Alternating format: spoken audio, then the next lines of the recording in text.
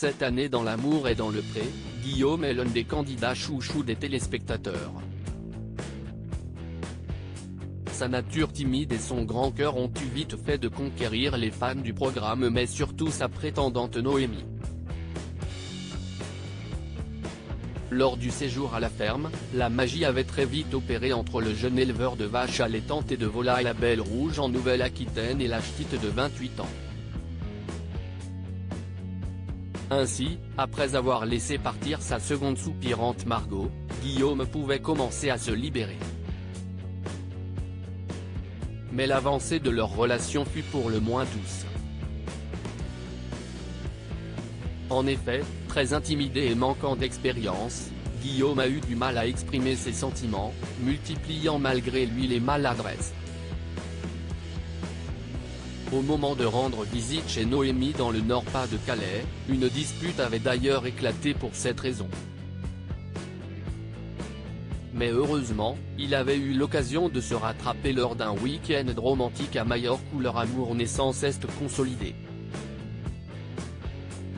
Lundi 7 novembre, s'y est donc tout naturellement que l'agriculteur a débarqué au bras de Noémie face à Karine Le Marchand pour le bilan, déjà visible sur Salto. Chacun a alors pu faire l'analyse de son expérience, avec les bons comme les mauvais côtés.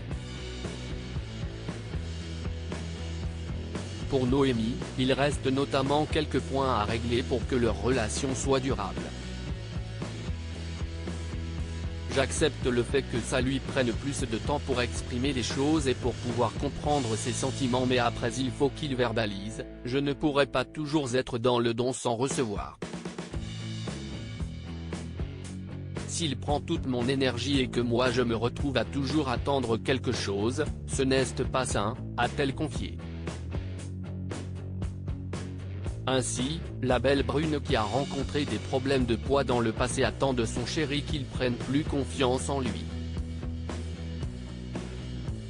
Ça se passe bien, mais il y a encore des maladresses de parole, ils n'est pas des plus délicats, mais ça se corrige, ça ira, reste-t-elle néanmoins optimiste.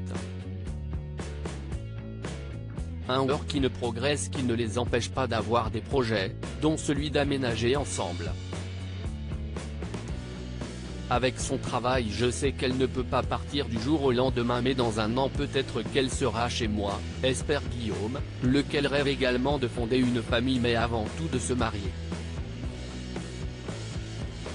Il y a un an, je n'aurais jamais cru rencontrer Noémie ni d'être aussi bien avec elle, a-t-il lâché en pleurant d'émotion pour conclure.